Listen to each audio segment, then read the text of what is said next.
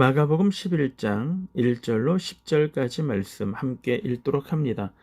그들이 예루살렘에 가까이 와서 감람산 벳박이와 베다니에 이르렀을 때 예수께서 제자 중 둘을 보내시며 이르시되 너희는 맞은편 마을로 가라. 그리로 들어가면 곧 아직 아무도 타보지 않은 나귀 새끼가 메어 있는 것을 보리니 풀어 끌고 오라. 만일 누가 너희에게 왜 이렇게 하느냐고 묻거든 주가 쓰시겠다 하라. 그리하면 즉시 이리로 보내리라 하시니 제자들이 가서 본즉 나귀 새끼가 문 앞 거리에 메어 있는지라.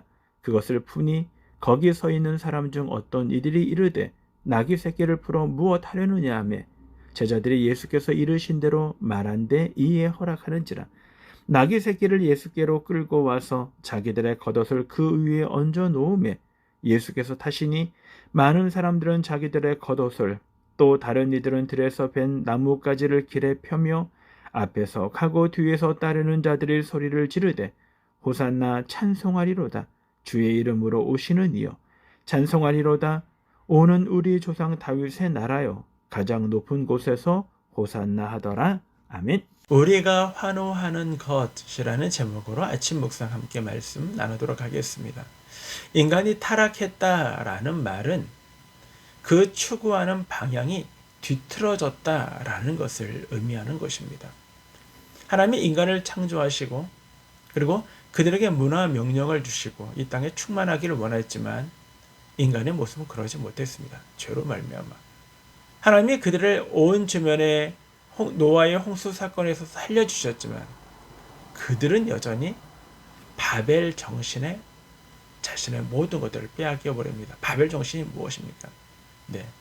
자기를 높이고 자신들의 이름을 내며 그 일들에 여념이 없는 것, 그것이 바로 바벨 정신입니다. 오늘날로 표현하면 자기중심적인 것입니다. 이런 사람들은요, 이런 종류의 사람들은 선한 일에도 자기중심적으로 일들을 진행하기 때문인 것입니다. 그런데 우리는 이 모습을 예수님의 제자들의 모습 속에서 발견해낼 수 있습니다.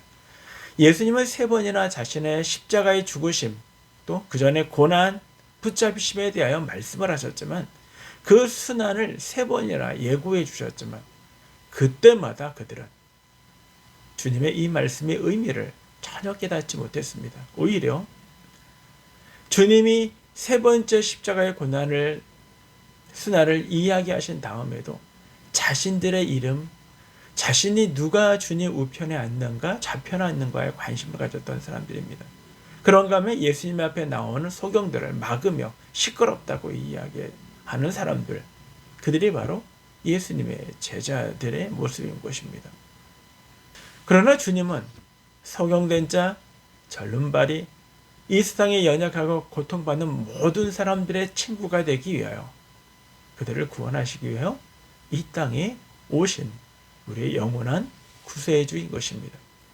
예수님은 이제 이 주님의 뜻을 분별하지 못하는 이 제자들에게 당신이 메시아임을 알려주시는 사건이 오늘 보면 바로 11장 1절부터 10절 가운데 우리가 살펴볼 내용입니다. 첫 번째는 왜 주님은 벳바게에서 나귀를 타셔야 했는가? 라는 것입니다. 1절에 보면 그들이 예루살렘에 가까이 와서 감람산 벳바게와 베다니에 이르렀을 때라고 얘기합니다. 주님은 지금까지 한 번도 나귀를 타셔본 적이 없습니다. 그렇게 여행을 많이 다니셔도 늘 걸어 다니셨거나 물은 배를 타셨던 것입니다. 그리고 이때는요, 예수님이 유월절 전이었기 때문에 흩어져 있는 모든 디아스포라 사람들은 예루살렘으로 몰려 들어오는 아주 복잡한 그런 때라는 것입니다. 그런데 주님은 이 많은 수천 명, 수만 명, 수십만 명의 순례자들이 걸어가는 그 예루살렘으로 가는 그 길에서 주님은 벳바게로 가서 한 번도 사람을 태운 적이 없는 어린 나귀를 데려오라라고 얘기합니다. 그리고 그 방법도요, 묶여 있는 것이고 혹시 누가 왜 그걸 가져가냐 그러면 주께서 쓰시겠다 하라. 그러면 그들이 내어줄 것이다 라고 말씀하고 있다는 것입니다. 자, 여러분, 여리고에서 예루살렘까지는 24km입니다. 그러면 예수님이 요한복음 12장에 보면 예수님이 베다니에 머무르셨죠. 그럼 베다니에서 예루살렘, 아니, 벳바게까지는요, 1.6km예요. 1600m입니다. 그리고 벳바게에서 예루살렘 성전까지는 3km예요. 3000m입니다. 그러니까 예수님이 힘드셔서 나귀를 타신 것은 아니라는 것입니다. 오늘 성경에는 우리가 보고 있는 마가복음에는 기록되어 있지 않지만 마태복음에는 이 사실을 이렇게 이야기합니다. 주님께서 마태복음 21장에서 주님이 나귀를 타신 것은 이는 선지자로 하신 말씀을 이루려 하심이라 라고 말씀하십니다. 선지자의 예언 때문이다라는 것입니다. 자, 그것이 스가랴 9장 9절입니다. 시온의 딸에게 일렀으되 내 왕이 내게 임하나니 그는 겸손하여 나귀 곧 멍에 매는 짐승의 새끼를 탔도다 라고 예언되어 있습니다. 이 예언을 성취하기 위해서인 겁니다. 근데 왜 마가복음의 저자는 이것을 이야기하고 있지 않느냐라는 것입니다. 네, 관점의 차이입니다. 마태복음의 저자 마태는요, 마태복음에서 예수 그리스도 메시아를 무엇으로? 왕으로 오신 예수 그리스도를 생각했습니다. 그래서 왕이신 그분, 특히 겸손한 왕이신 예수 그리스도를 설명해 내기 위하여 그는 스가랴에 있는 예언된 말씀, 시온의 딸에게 일렀을 때 내 왕이 내게 임하나니 그는 어린 나귀를 탔다라는 것을 인용하고 있다는 것입니다. 반면에 마가는 종으로 오신 예수 그리스도이십니다. 한마디로 제자들은 예수님에 대해 환상을 갖고 있죠. 내가 좌편, 그 사람이 우편이라고 이야기할 정도로 하나님의 나라에 대한 관심들이 많았고 그것이 지위이고 그리고 부나 아니면 명예로운 것이라고 생각을 했습니다. 권력이라고 생각했습니다.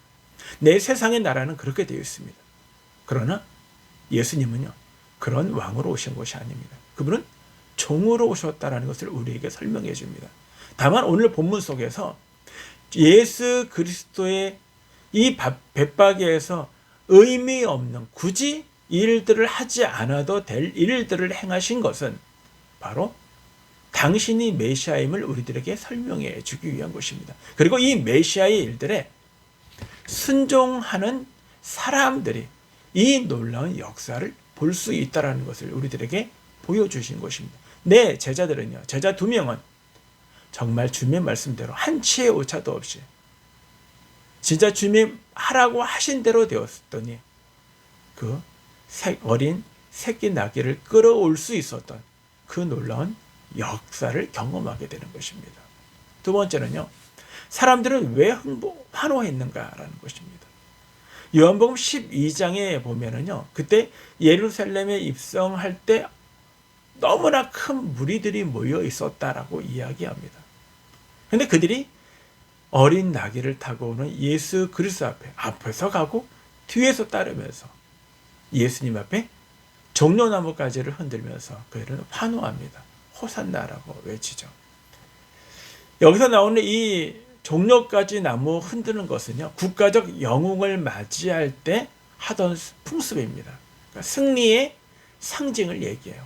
한마디로 얘기하는 그들은 예수 그리스도로 말미암아 새로운 나라, 새로운 왕국이 이루어질 것을 기대하면서 그들은 환호했던 것입니다.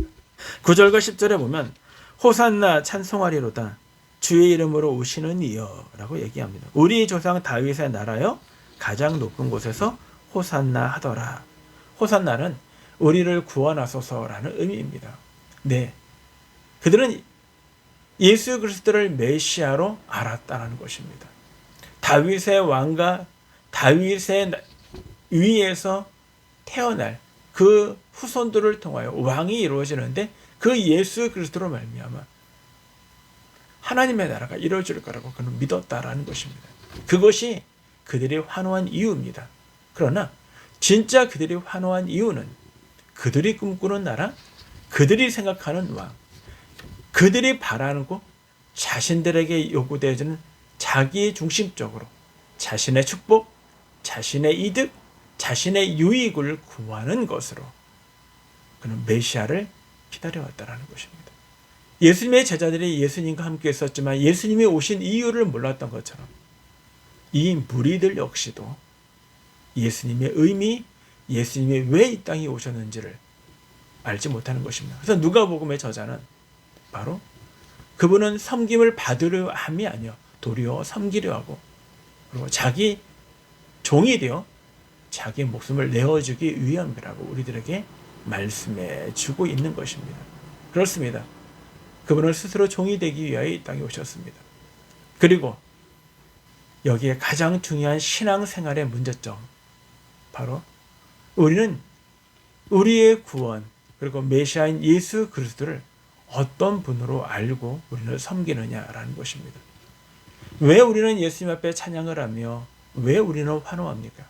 혹 그분이 나에게 축복의 중심이기 때문에, 나의 가정과 나의 자녀들을 잘 먹이고 입히실 것이기 때문에, 아니면 우리가 욕구하고 우리가 원하는 것을 그분이 들어주시기 때문인가?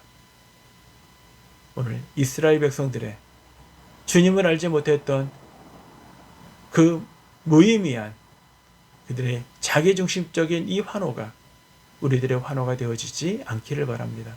무엇보다 하나님의 나라와 의의, 나보다는 타인, 그리고 타인들의 유익을 구하고 가난한 자와 그리고 헐벗고 굶주린 자의 친구가 되어주셨던 예수님처럼 그들을 품을 줄 아는 넉넉한 마음, 하나님의 나라에 부끄럼 없는 거룩한 백성의 삶이 우리들에게 있어지기를 주님의 이름으로 축원합니다.